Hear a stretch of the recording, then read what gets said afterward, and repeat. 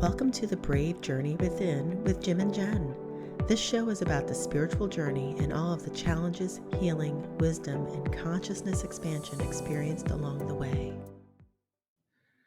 And we're back for another edition of The Brave Journey Within with Jim and Jenn. And in this week's episode, we're going to be discussing self love. So that theme has come up. I shared a little bit about stuff last week, I think, but we're going to dive into it. And this is golly, what the ultimate goal? But welcome, Jen. It's good to Thanks, see you. Jim. Yeah, you too. You too. You had shared a video, a Matt Kahn video with me around the idea of your value and your worth. And it was very inspirational. I have not listened to Matt Kahn in a long time, and it was a nice reintroduction back into his work. And it just really got me thinking a lot about self love and how do we cultivate that and really build upon where we are now and to get to a point where we're just so deeply loving of ourselves in a positive way, um, that we can be that power and that strength that we need to be in this world. Yeah. Yeah, it's always interesting when you, come across something that strikes a chord with you. You had said you were familiar with Matt Kahn. I'd never heard of him. Um, you know, it's part of this, I don't know, awakening process, but just self-discovery where certain messages from certain places hit you at certain times. They tend to be the right times. So I'm glad that it resonated and happy to share a little bit about that process. Yeah, I've come so far with the concept of self-love and just appreciating who I am and loving myself even through my mistakes and my difficulties and failures or whatever it is you want to call these things that are less than perfect. And I've come a long way, but I'm not at the Matt Kahn level. You know what I mean? As I was listening to him talk, I'm like, I've still got a little bit of work to do there. I'm not so strong in my own self-love that nothing bothers me. Yeah, Mm. Yeah, because one of the things that he was saying is like, when someone comes up to you and they're hating on you and they're just being really critical or just really awful. If you really deeply and truly love yourself, you're just gonna be like, oh yeah, okay. I love you. You're being so cute right now. Like it's all good. Keep going. And yeah, I'm like, I think I've gotten a lot better with that, but I'm not at stage Matt Kahn level. yeah. Yeah, no, it's something that's stuck with me is don't let miserable people make you miserable. Right. And it's so easy to say that, and it's so hard to practice that. Yeah. But I one I of think my over the last few years, I saw another Facebook meme saying something like, I I can't remember exactly what it said, but it was something along the lines of, "I've lived 4 lifetimes of lessons since 2019." And I was like, "That's pretty true." And some of it is just all the anger and hatred that people fling at each other, and you realize how much wounding is behind that. Mm, And how their triggers are not even really about you and your triggers are not about them. And how do you separate that and do it in a way where you really are coming into a really healthy self-loving relationship, clearing out the things that are toxic in your life and not working for you anymore or that are keeping you from becoming what you're meant to become. Like that's an act of self-love. And just I think a lot of us have had really important lessons around that since 2020. sure, absolutely. Um, there's been a lot of change, right? I mean, how many deaths have we died in the paradigms? And, Oh my god. you know, I saw the world one way, and then opened my eyes and saw it in a whole new way. It just blew my mind, right? And now you have more discussions of, the universe and consciousness and what that all means. Um, what was someone was talking about the concept of God, and they call, the old model like your sky daddy. like like God's this guy in the sky, and you Right. know, worship me and this and that. And it's like, whoa, that's so different, Yeah. so different. But yeah, there was one of my clients brought up the passing of Bill Walton, the basketball player. I didn't You hear about familiar with that. him? No. He was sort of a larger than life character. He passed away last week, and one of the things I don't know if he was in the Hall of Fame, but probably. Um, he was a huge deadhead, and it was just kind of like a very happy, large personality. And I was listening to a story about someone that worked with him decades ago, and he was so nervous about kind of like pissing off Bill Walton, the legend, and Bill kind of picked up on his tension and said, "Hey, man, like, you can ask me anything. There's nothing that you're gonna say that puts me off. Like, I won't let you. Like, I'm good. Like, I am okay. Don't be nervous." And he said it was like this great gift. They got to know each other and hit it off. But setting the stage to getting to a point where he was content with himself and comfortable enough in his own skin that he was genuinely okay. So, I thought that was something that was interesting to share just as far as we talk about, states to be into personally as you approach people that may not always be agreeable. Yeah. Well, as you're talking about this, it's reminding of some of just the things I've been processing and thinking about since I listened to that podcast or that episode with Matt Kahn. Yeah. And one of the things that I think I still do a little bit is I see myself through others' eyes. And I think most of us do that a lot of times. And I've come a long way with it. I'm not doing it to the same degree I used to. But when you do that, you're setting yourself up for failure because you're trying to see yourself through all these different people's eyes, and they're all going to have different points of view about you. Mhm. And it doesn't even matter. Not Ultimately, it really. doesn't matter. And then if you're seeing yourself through other people's eyes, you're seeing yourself through their distortion and their wounding. And so a lot of us see ourselves through our parents' eyes or maybe our siblings' eyes and things like that. And we start trying to see, well, what would they think about me? Or if you're getting ready to post something on Facebook and you're like, okay, if I post this, what would so and so think about this? And what would so and so think about this? And how would this look to so and so? Instead of just being your true, authentic self, posting something that feels good to you to post. And especially nowadays, it's just like anything you post, you're gonna piss somebody off, you Yeah. know? And so I've just been really processing this idea of where do I still have that filter of trying to see myself through others' eyes instead of being the experience of Jen Palmer that I'm meant to be and just being really deeply authentic to me and what feels right to me in whatever moment, with integrity and love. Why do I need to go through the filter of how other people would process that? And I think that's my next Matt Kahn level of self-love is trying to resolve whatever that is in me that's still trying to do that. And I think that's going to get me to the next level, of just I love, I am, therefore I am, and therefore I love, and therefore I am. It's like Yeah. just that. And so I don't know. What have you been processing since you listened to that?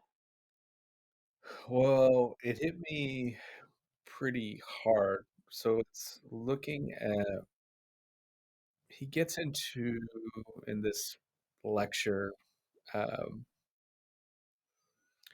self-worth, So one of the things that he shares, and he has, this class repeat, is this affirmation: I am filled with unlimited value.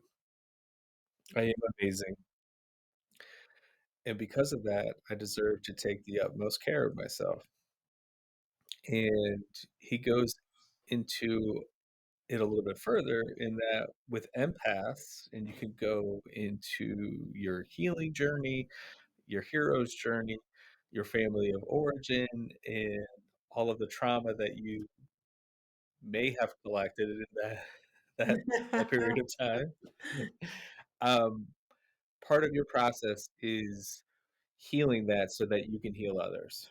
Mhm. But as an empath or someone who learns to adapt, perhaps in unhealthy ways, you devalue yourself. So, like in a family of addiction, which he talks about, and I can relate to, uh, you're concerned with other people's feelings and emotions, but you're not paying attention to your own emotions. So, what is love? Mm, You don't have you're not cultivating a healthy concept of that because you're tuned into everyone else for safety, right? Survival. There's a reason right. why. Yeah. And I would even say, when I look at how other people might perceive me, the places where I still do that, it's still about survival. That's still what it's about.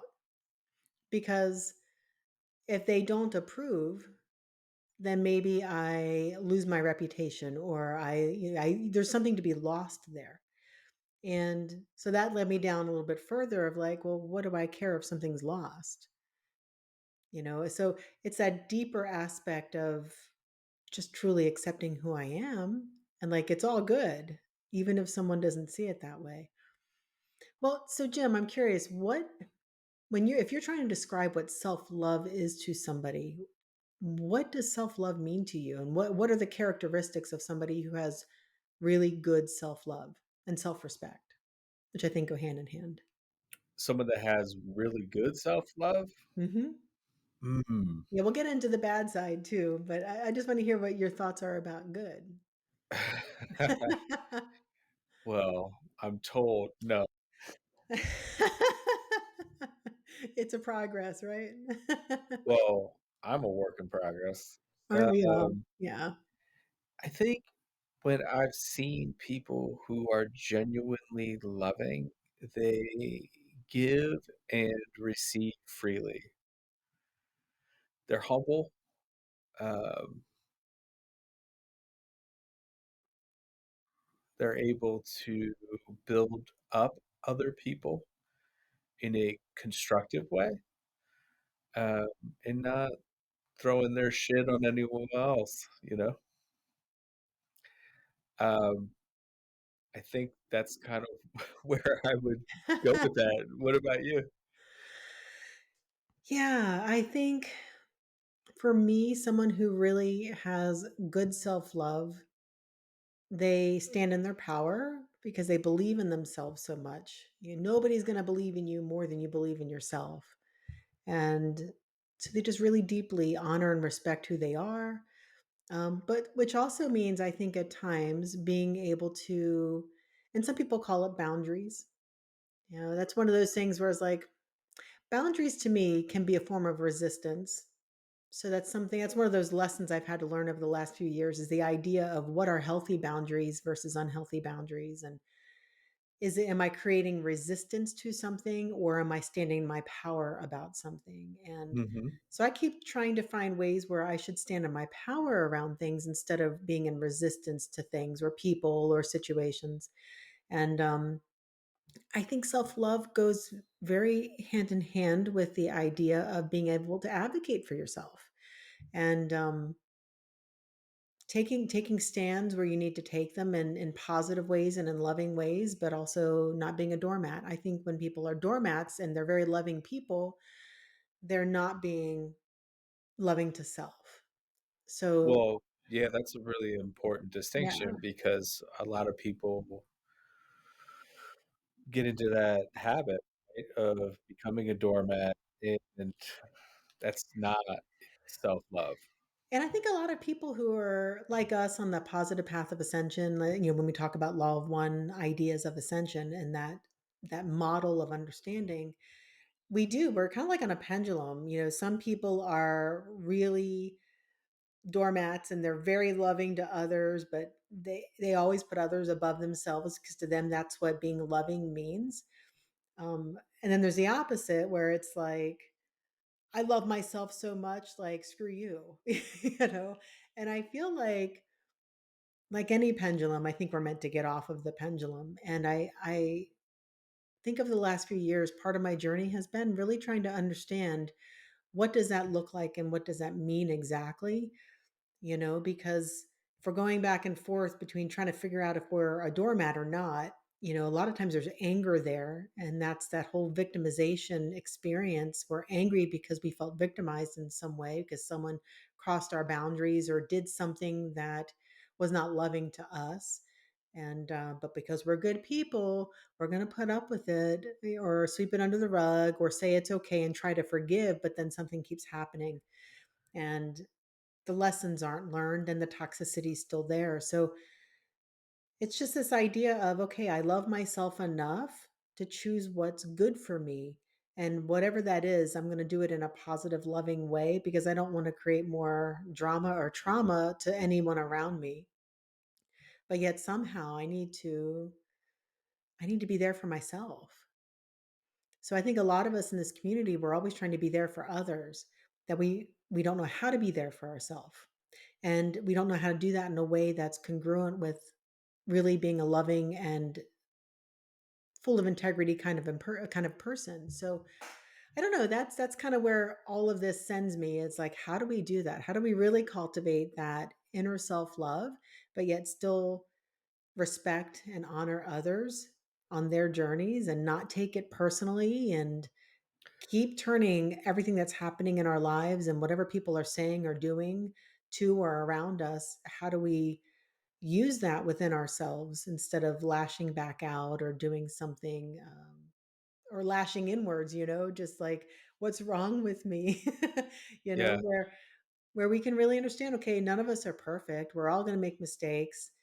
I'm going to love sure. myself anyway. And, I'm going to love that mistake because I just learned so much about myself with that. Oh, I see another area where I have more healing to do. And really approaching it from that state of openness and non judgment towards self. Yeah. So maybe it would be helpful to kind of walk a little bit through some of the things that I've worked on in my life with Yeah. years of therapy and questioning and learning new things and applying them to myself. Um, so one of the things, so family of origin, we come in, we choose this environment that basically it's like a Yeah, Rorschach, blink yeah. or whatever ink blot. Um, and then we have these sort of wounds to heal, whatever they are. Um, And if so and if it's not your family of origin, it might be, the place where you grew up or the neighborhood or, like, there might be external factors. Because 'cause I've had people say their families were great and they didn't have any real trauma to deal with from their family, but they had other things outside of, like, teachers and things like that, but sure, although that's always a red flag to me, yeah. but anyway, Really? yeah. You had no family trauma? Oh, Okay, sure you didn't. nothing, huh? Gotcha. Okay. Um, which Mm. is fine too, right? We're all on our own path. So maybe you did, and there was other stuff. But so these things can go through generations. Yeah. So, you know, I can look back and see how, like my grandfather, who was very hard on people to be perfect and succeed, pushed that on everybody else. But it came from this, uh,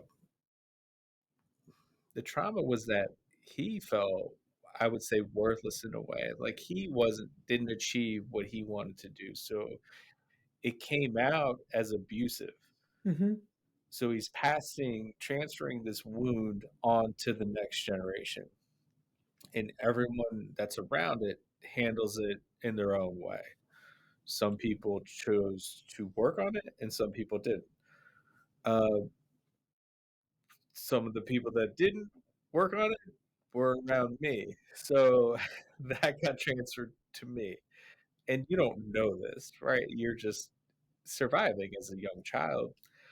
And so, for those that don't know, from the time you are essentially a fetus, and whenever your consciousness comes into physical form, which can be at various points, but you're being programmed by the environment that you're in, and most notably your mother's womb. So you're picking up all that energy, all that stress, potentially fear, depending on the situation, and so that gets transferred to you. Now, as I started to work on myself and working with addiction, of course, there's loving moments, but when you have a self devaluation conflict or you don't feel worthy, that that becomes very problematic, right? So Yeah. one way that you kind of make yourself feel better is to, you know, drink or use some substance, right? So you kind of dull yourself or your emotions, or you feel good about feeling less than. Um, some of these things might sound counterintuitive, but for a lot of the inner child work that I did, I mentioned that I did Vipassana meditation, which is really the root of anytime you hear the word mindfulness. It's really Vipassana, although not as deep and intense. Mm. So we keep stressing the body. So when I did Vipassana, I realized, okay, I have this anger which manifested as a pain in my body. And really, what was underneath that was self hatred, or I mentioned like the five hindrances in Buddhist psychology or mindfulness. Um, ill will, you might hear it, it might be ill will, five of them, but that was one. And that could be anger and resentment towards others. I'm sure we all know someone that come across and they're like, man, that person just kind of hates everybody. Or Yeah. you might see like a lot of anger. You might you'll see these things manifest like cancer or issues with alcohol and stuff like that. Which I also have. So then it was like, okay, I have this conflict of not loving myself because I'm not where I think I should be in life, in relationship. So, and a lot of that came from outside of myself, but then now it's my stuff. Yeah. So for me, in a lot of the work was to understand that I am loved. The problem with that is, what the hell is love? Ah, yeah, true.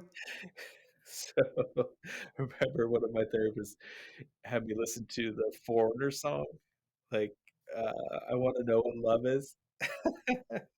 Like, I would just play that, which, like, just marinate in that, like, sit with it, like, you really do have to contemplate, which is interesting when you ask, like, "What's that question?" It's like, "I don't know."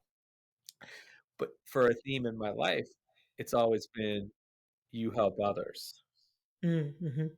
You become very good at helping others because you learn to tune in to other people. Not so great about tuning into yourself and feeling what you're feeling, Yeah. or even that you have emotions, right? Because emotions are scary and they're not safe. So figuring out what love is has been a huge thing for me. And probably why that Matt Kahn thing stood out to me was like, if I really do love myself, then I have to really embody this idea that I have unlimited value. Right. And if I really love myself, everything that I do, I need to pay attention to. And like, what is the loving thing to do? Um, how do I act with certain people? How do I don't know. How do I receive when someone is lying to me? Like, how do I Yeah, relate to that in a loving way? Like, I'm yeah. not trying to, like, beat somebody up, right? But it's like, I can see where they're coming from. Like, it's a fear-based behavior, or an anxiety-based behavior. So you start to see the evaluation conflicts in other people, and but it's all on that process that is unfolding as we heal. So I that's a little bit about why that it affected me, where it's like, okay, you start peeling the onion back a little bit more. It's like, how can I be a little bit more kind, a little bit more loving to me? Am I in alignment with that? Mhm. Or where am I in alignment or where am I not? Which is, part of learning is being curious. When I think what we're meant to figure out and navigate and work through is this idea of, self-love and doing what we need to do for ourselves and not feel selfish about it. And Mm. having others say that we're being selfish because we're doing something that's an act of self-love. And trying to figure out, okay, like for example, let's look at something like divorce, because you've talked about that, and lots of people Mhm. have been in relationships where we've had to say goodbye to somebody, whether we're married or not, and I'm sure we've all been called selfish for that. You're selfish to want to leave a relationship. You're selfish to, I don't know, want to move the whole family because you got a job down, 5 states away or whatever. And sometimes the act of self-love or what you need to do for yourself contrasts with what others are expecting in their need to receive love from you. It doesn't always match. No. I think that is where it gets sticky, then you've got a choice. You've either got to not honor what you need to do for you so that you can give what someone else needs to get from you, or you need to choose you and what your needs are at the detriment of somebody else. And I think sometimes there might be some sort of a compromise, but a lot of times there isn't. It's a choice. Am I going to do what I know I need to do in this moment for my best and highest good, or am I going to do what they need and or what they think they need? Sometimes it's not really what they need, but it's what they think they need, Right. and that's sticky. So if someone's in those situations, Jim, what would you recommend? This is the example that's coming up. It's a little bit extreme, but it happens. Someone is on, like, a family member is on life support, you know, and Mm, their desire is, "Listen, if that's me, you pull the plug and you don't think twice. That's what I want." And then when they are in that situation, maybe there's family members, siblings, things, they're like, "No," somebody might be like, "You can't. You gotta keep them alive on this machine forever." It's like, okay, ah, in their mind, like, is that the loving thing, or is that the fear of death or what we perceive death to be? Um, and what is in alignment with love? And I would say, well, the loving thing is you honor that person's wishes and you pull the plug and you do it in a very loving and respectful way. mm, But not everyone is in that, mental state, so you'll start to see things come out like that. But the question is always, what does love ask of me? That's what I ask myself. that's beautiful. But a lot of times, the loving thing is like the uncomfortable thing, the Yeah, thing you don't wanna do, the conversation you don't wanna have, yeah. the things you don't want to acknowledge about yourself, you know? I think what does Metcon say? He said something to the effect like, "What happens when you close the blinds? Like, what's what's the thing that happens that you don't want anyone to know about? You know, Right, it's like yeah. acknowledging, that shadow side, and it's okay to have that shadow side, but just, like, admitting to yourself, like, "Okay, I'm not perfect," which is another thing too, right? People and healers too, you think you can't have anything or manifest anything or have this good life until you heal yourself, and it's like, we're all a work in progress. Like, you might conquer things along the way and then kind of reach, different levels of elevation, Mhm. but you're not here to be perfect.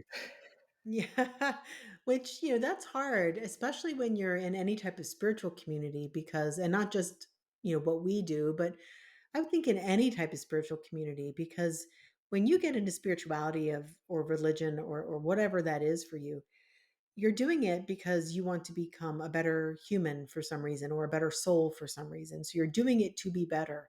And so you look to the leaders in those communities to help you understand how to be better. And then, but they're human too. It's like in the law of one, it's teach, learn, teach, right? Yeah, So none of us are perfect, but there's so much judgment thrust upon spiritual leaders. And I'm not saying, that everybody deserves like a free pass. If you look at what's going on, like in some certain church leaders, yeah, how they really harm children, sure. right? I mean, that's not to be given a free pass, but at the same time, it's no one's job to judge them. That is their spiritual journey. And for whatever reason, they're on that journey learning some really hard lessons.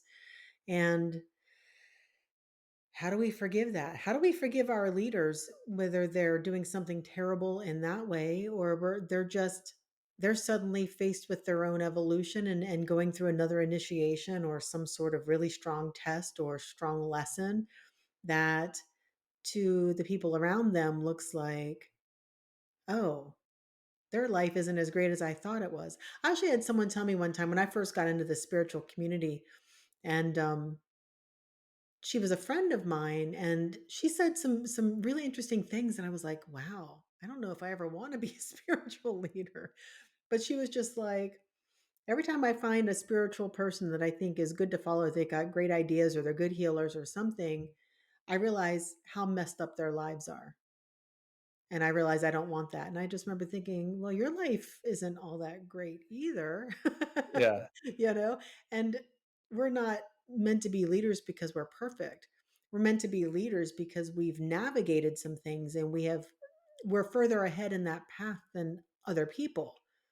And there's always gonna be someone ahead of you, and there's always gonna be someone behind you. And the people that are behind you, we're all meant to lead each other through that path. And the people, wherever we are, we're meant to look to people who are ahead of us to navigate certain things. But at some point, we may surpass them, or we have different challenges than them, or they're going to hit something that they're going to be taken out of the picture for a bit because they've got some processing or healing to do. We Mhm. only judge it because we don't have enough love for ourselves. And we're seeing in them something that's probably within us. And so I think self love goes also hand in hand with judgment of others and that comparison and looking at what other people are going through and processing your own self-worth through that lens of our judgments of other people. And we all judge. We all have those judgments. So how do we acknowledge our judgments, shift it, and realize that's within us? How would you do that, Jim? And like what if you're open to talking about it, what are some things that you looked at that you've noticed that you judge and realize it's more about you? I mean, just recently, I've been across a podcast and I'm like, "Oh, who the hell is this guy?"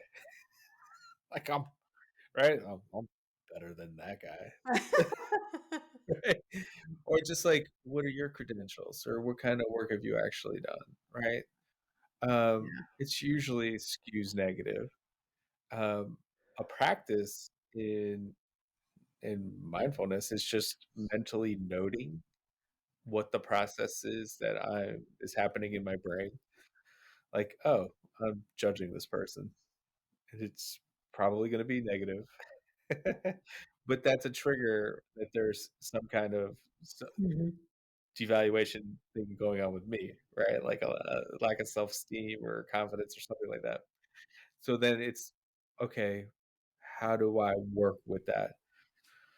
Well, let's see, like, what's the good in this? Like, your attention came here.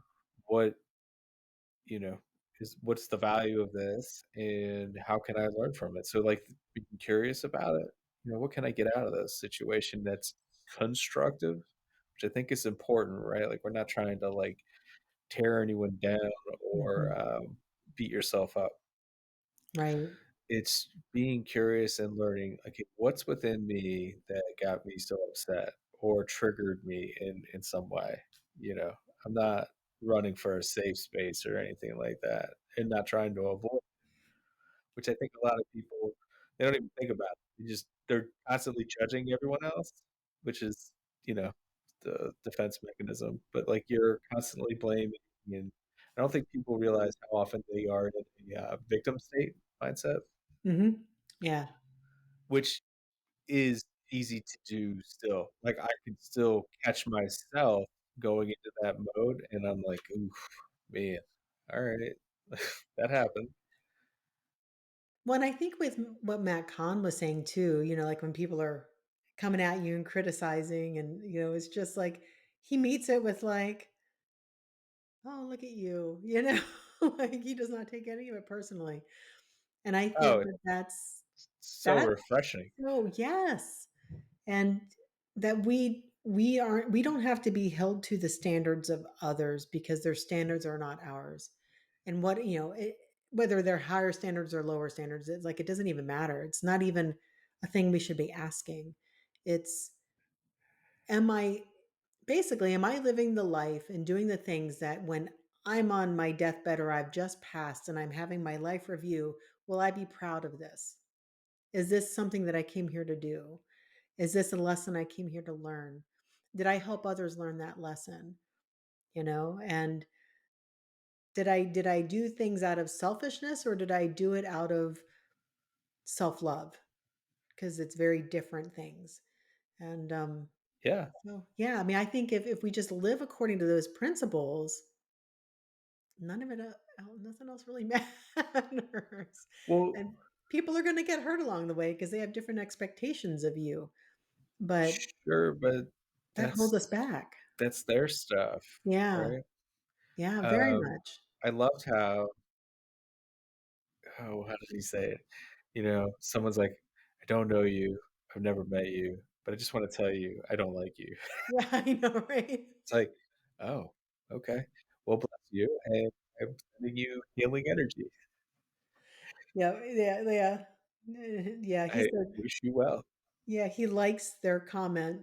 He doesn't, like, delete it or anything. He just likes their comment, and to him, that's like, "Oh, I'm giving you healing." You know? That's just lovely. Yeah. Sure. Yeah, no, he has some other kind of very articulate words about it, but Yeah. essentially, like, how do you meet this person with love, right? I love Mhm. myself enough that I'm not gonna let that bother me. Yeah. That's incredibly powerful. Right. You can't trigger me. I won't let you. Right. I have the power. You can say whatever you want, but people don't see it that way, right? Well, I think it's because we tend to look at ourselves. So if someone's criticizing us, we tend to, for a moment, look at us through their eyes. And maybe it's because we're trying to be empathic, we're trying to be, compassionate, and because we were always taught, well, put yourself in the other person's shoes. I don't know that that's always a healthy thing to do because it makes you start questioning where you're coming from. And then you start seeing through their wounded lenses instead of just being who you are, doing the best you can with all the love that you have and all the integrity that you have. We're bound to make mistakes. Um, that's like, have you ever had an experience where you say something and maybe you post it or you say it to somebody and you mean it really good from your heart and you're not meaning any harm by it, Mhm. and you think it's a really great thing to do or say, and then they take it the complete wrong way and they get mad Sure. at you? Yeah.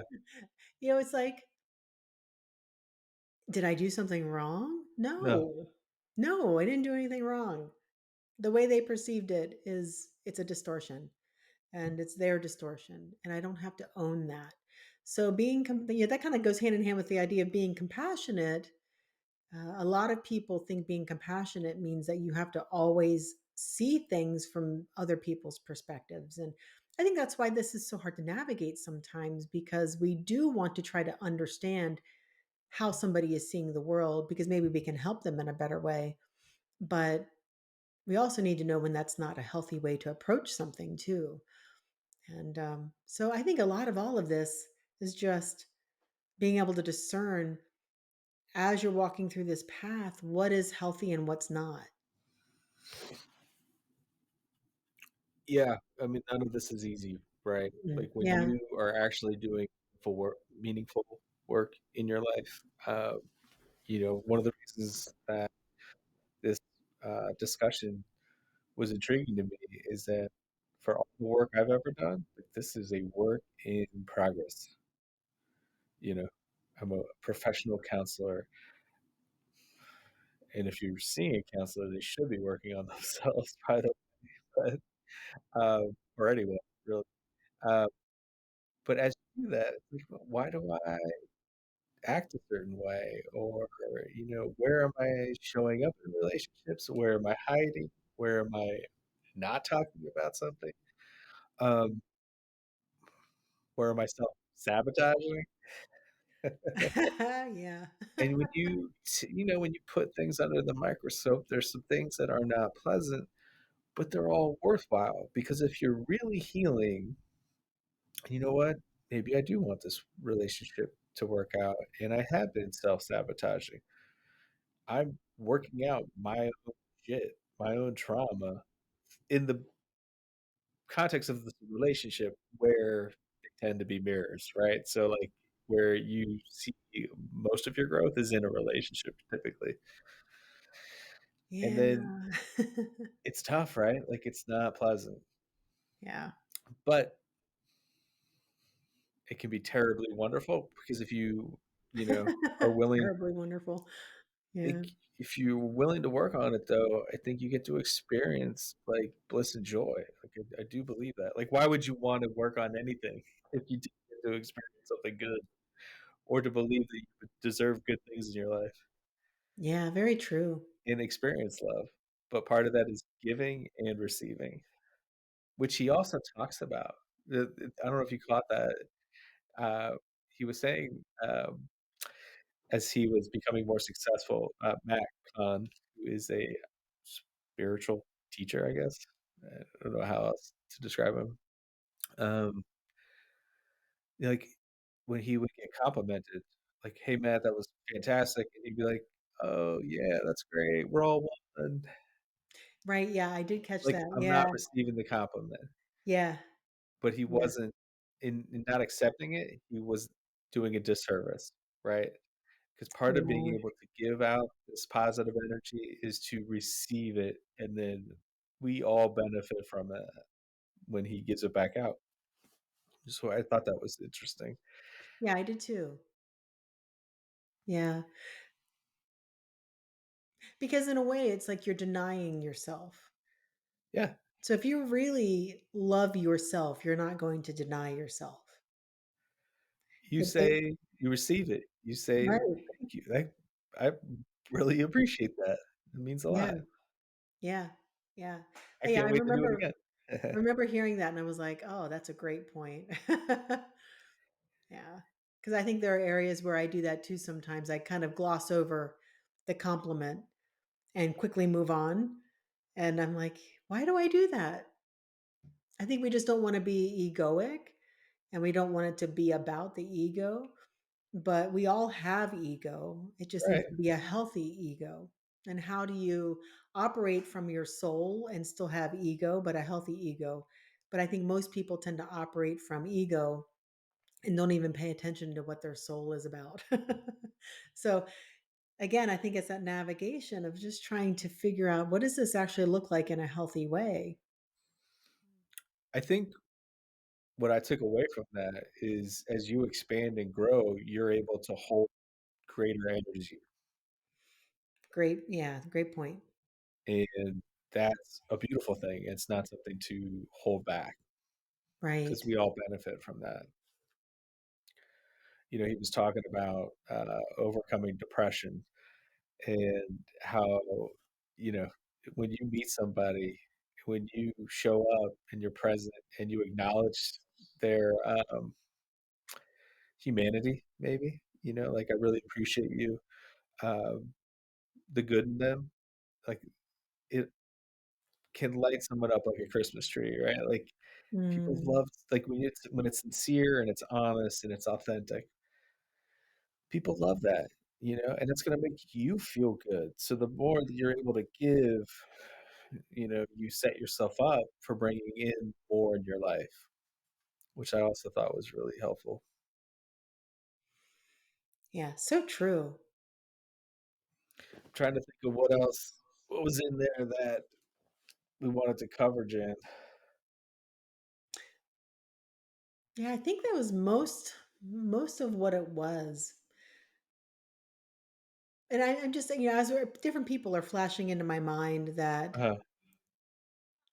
I really hope they watch this because they so much need to love themselves and they have so much shame or guilt or they've got certain addictive behaviors or they just need other people constantly to tell them how good they are instead of knowing how good they are.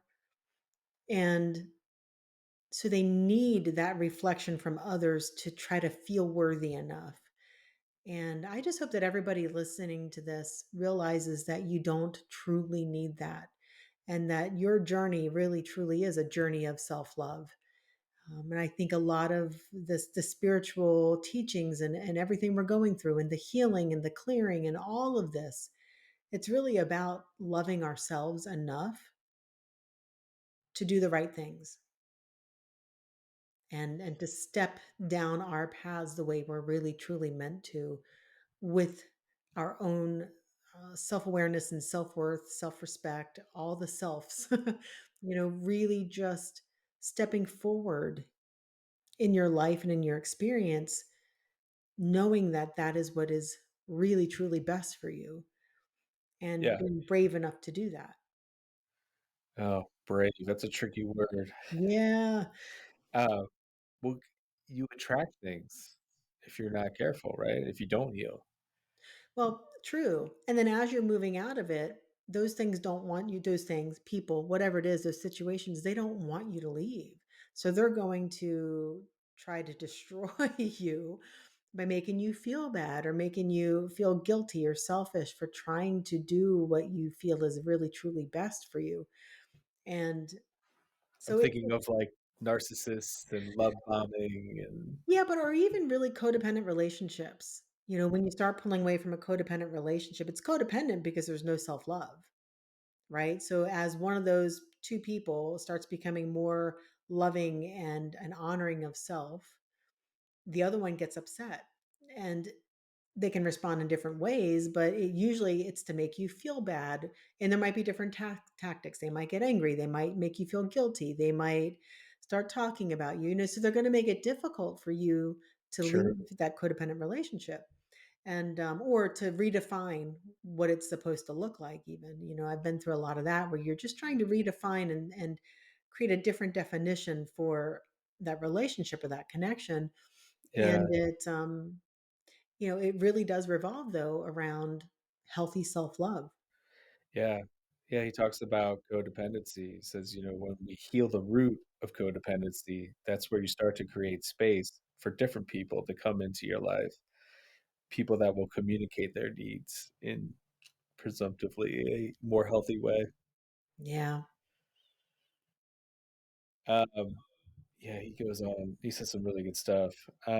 We do attract things, but it's not the way people think.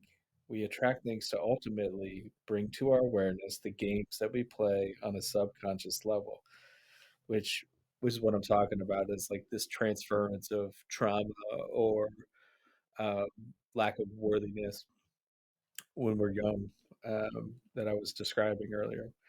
Mhm. that I attract someone into my life that gives me infrequent attention so that I can keep wondering where I stand, right? So, like, sometimes we get in that space with people where it's like, where am I really? Do they value me? Do they not value me? Do I see my value through how much they value me or that I perceive that to be? Right. And then when you're not in a relationship, you wonder where you stand in the universe. Am I aligned with the universe? Does the universe like me? Obviously, it doesn't dislike you. Am I pleasing the universe? And we're still playing it out in our spiritual path. It's all Mhm. here to wake us up out of our ego games. And as you wake up from your ego games, it's more of a journey of being one with spirit than about fixing yourself. Yeah. And I might add sort of remembering who we are.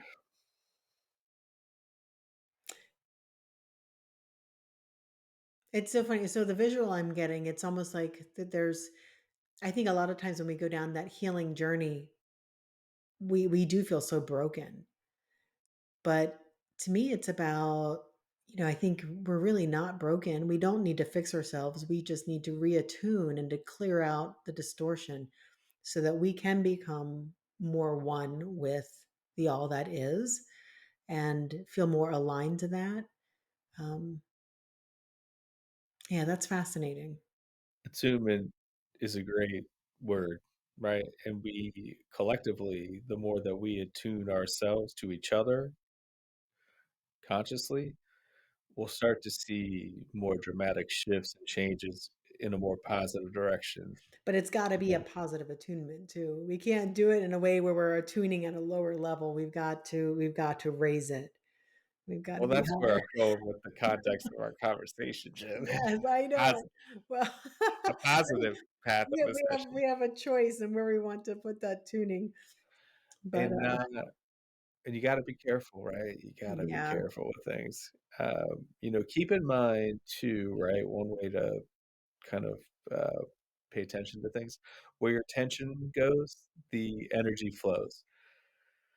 So you got to be Mhm. careful where you are putting your attention. Um, you know, I don't know. I don't know if I really want to elaborate more on that, but if you're doing things constructively, um, you're not spiritual bypassing, you're not pie in the sky, toxically positive.